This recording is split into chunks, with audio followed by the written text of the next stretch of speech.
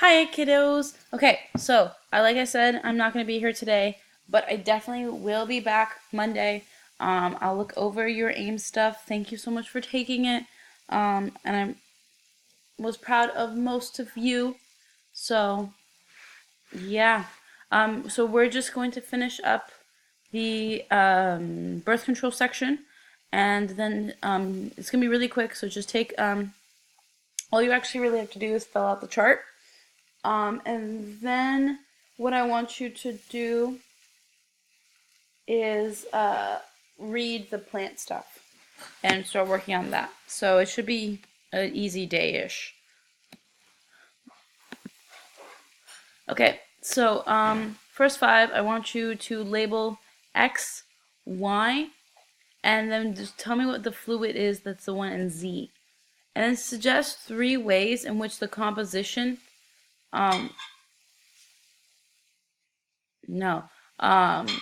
suggest 3 ways in which stuff can pass through the placenta. So pause the video at this point, because the next video is going to have a slide, and yeah, you can just go to it, but what's the point of that? It's not actually education. But pause. Okay, answers. Umbilical cord, obviously, is going to be that guy. The amnion or amniotic sac. Liquid, Z. That's not what liquid C is. Oh, the function of it. Yep, that actually would make sense. I'm sorry. It's tired. I'm late. All the way around. So the amniotic fluid is for protection. And then the 3 things that can pass through placenta, it can increase carbon dioxide, decrease carbon dioxide, increase oxygen, increase glucose, nutrients, stuff like that. So if you got those answers, good job. If not, it's probably because you didn't pause the video. So birth control. What does birth control mean to you? No, you know what? Yeah, I still want you to answer these. So tell me in like your little area what birth control actually means to you, and the many types of birth control that you know of, because I'm going to probably teach you a lot more, and why birth control is important. There are benefits besides limiting unexpected pregnancies. There are plenty of religions that don't like birth control due to like unnaturalness and stuff like that. But keep in mind that we are not talking about that today. We are mostly focusing on just the scientific knowledge. Can you bring me my charger?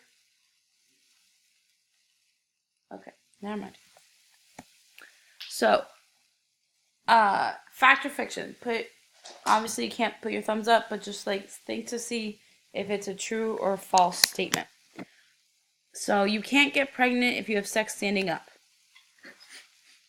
You can't get pregnant if the man withdraws his penis before ejaculation. You can't get pregnant for the first time you have sex. You can't get pregnant if you have a bath straight after sex. You can't get pregnant if you have sex in bath / in water. You can't get pregnant if you've never had a period. If you don't have a condom, you can use cling film, plastic, or other things instead. When it comes to condoms, put 2 on. Well, duh. You can't get pregnant if you take the morning after pill. The morning after pill, Plan B, is a form of abortion. By the way, all of these were false. So yes, these are all false, meaning all of them can occur, which is why I'm teaching you this. And I'm pretty sure my couch is mad that I slapped it. Okay, so you know why condoms are awesome. We're not doing that one. But contraceptives. There are 4 commonly used methods of contraceptions. Italicized means that's medical advice that is essential. So natural, you have the rhythm method, which monitors temperature, cervical mucus, abstinence. Obviously, if we're preventing fertilization, abstinence around ovulation, or complete abstinence overall. The effectiveness, it's not very effective. So there's that.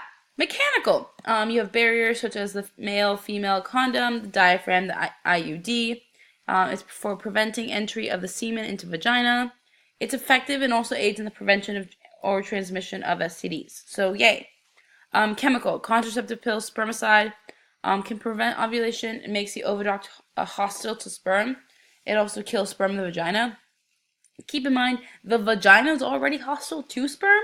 If you recall the video we watched, that were just like kills all of them. So like 100 get to the actual egg, and only like from the original like 3 million that come off in an ejaculation. So it is very effective if used correctly. If it's not used correctly, well, it's not going to be effective. And then surgical. You can have a vasectomy, so they're actually going to snip your sperm ducts so you can't actually release sperm. Or you have an oviduct cut, which is female sterilization. It's completely effective and permanent, meaning you can't go back and go, yeah, I got a vasectomy, and then you're like, oh wait, I want more children. And honestly, sometimes it is reversible. It's the female one that's very rarely reversible. Not doing that. This one. Okay, reasons to use birth control. Obviously to protect against unplanned pregnancies. Some methods protect against STI, STDs, clearer skin, lighter periods, help protect against common cancer. Happy 50th anniversary to birth control pills. Those of you that forgot to take it, belated Happy Mother's Day and Happy Advanced Father's Day. I know, I'm hysterical. I should be a comedian. Types of birth control. You can have abstinence, birth control implant, so it actually is something implanted into you. The patch is going to be like a little like those smoker patches, but it's full of birth control medication. A pill, the shot, the sponge, diaphragm, cervical cap, condom that can be male or female, vaginal ring, IUD, spermicide, the withdrawal method, sterilization, and the morning after pill. So, I've given you this thing, and so I want you to write the method, description, pros, and cons.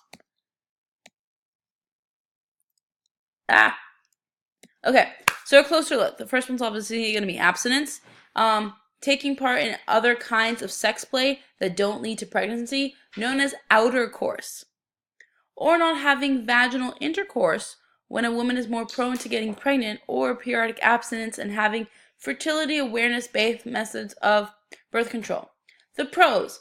Obviously doesn't require planning or prescription. It's relatively inexpensive.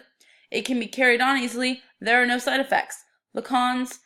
It reduces sensitivity and it can actually cause allergies, which is really weird and kind of creepy. So we're moving on. Birth control implant. So birth control implant is actually a flexible plastic that's going to be implanted under the skin of your upper arm. It protects against pregnancies for up to 3 years. The pros, it's immediately effective. It's private. It's hidden. Unless someone's like poking you in your arm, no one's going to know. And it's effective for 3 years. The cons, doesn't protect against STIs or STDs. The placement and the removal is required by a doctor, and it can actually sometimes be expelled out of the body. The patch, so I was telling you, kind of looks like a smoking patch, which none of you should know what it looks like, so never mind about that. It's a thin plastic patch that sticks to the skin and is placed once a week. Birth control pills are kind of medication that women can take daily to prevent pregnancy. So either way, for both of these, the pros are that it can cause lighter periods and relieve PMS symptoms.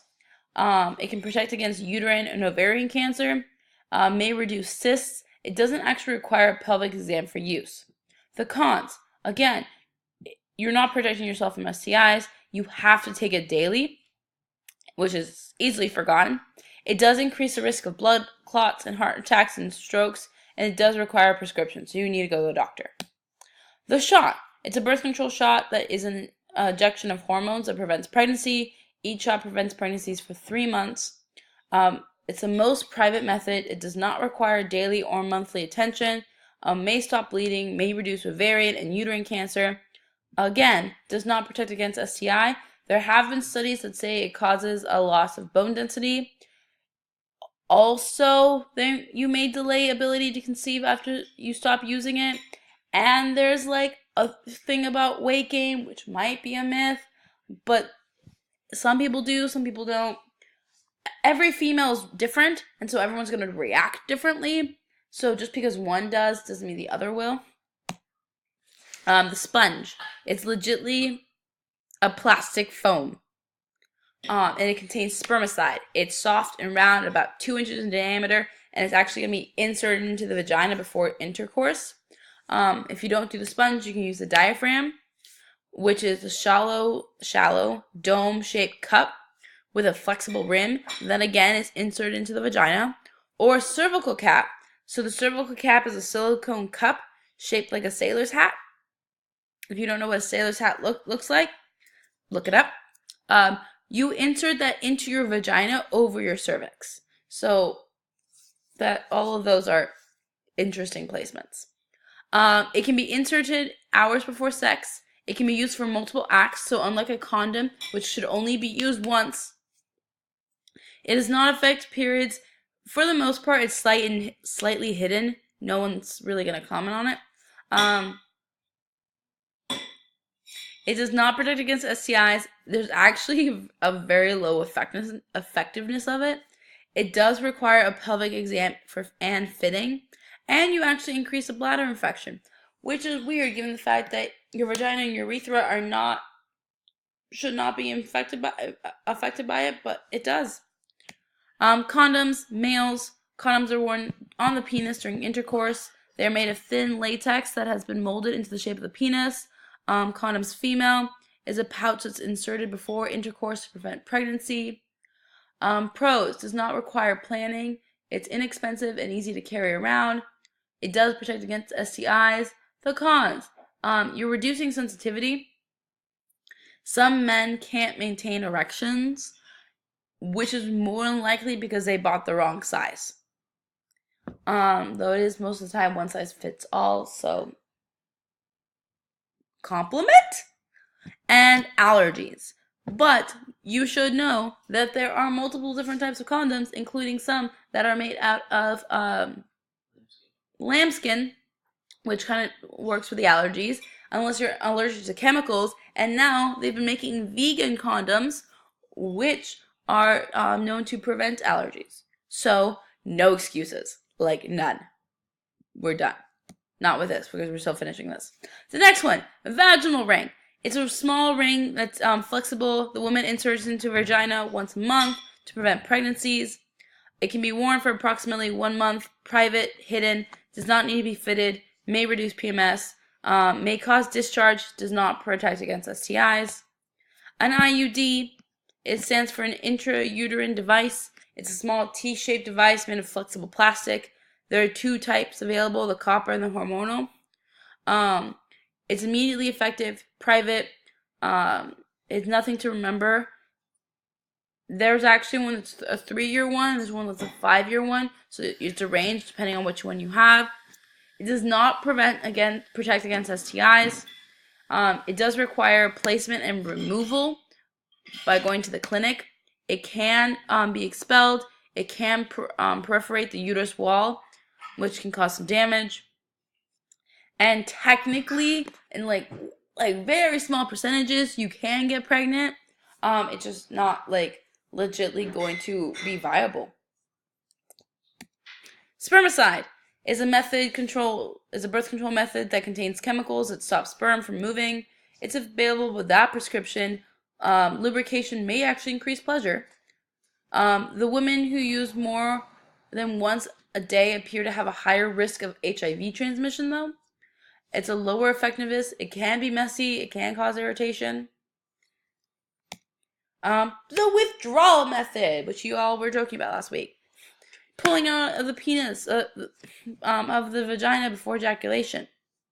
Obviously, it is going to promote communication between partners, which is necessary if you want a healthy relationship. It is free, and there are no health risks. Cons. Yeah, there's no protection against STIs or STDs. I have 10 seconds left. It does require self-control and experience. It's super risky. Sterilization.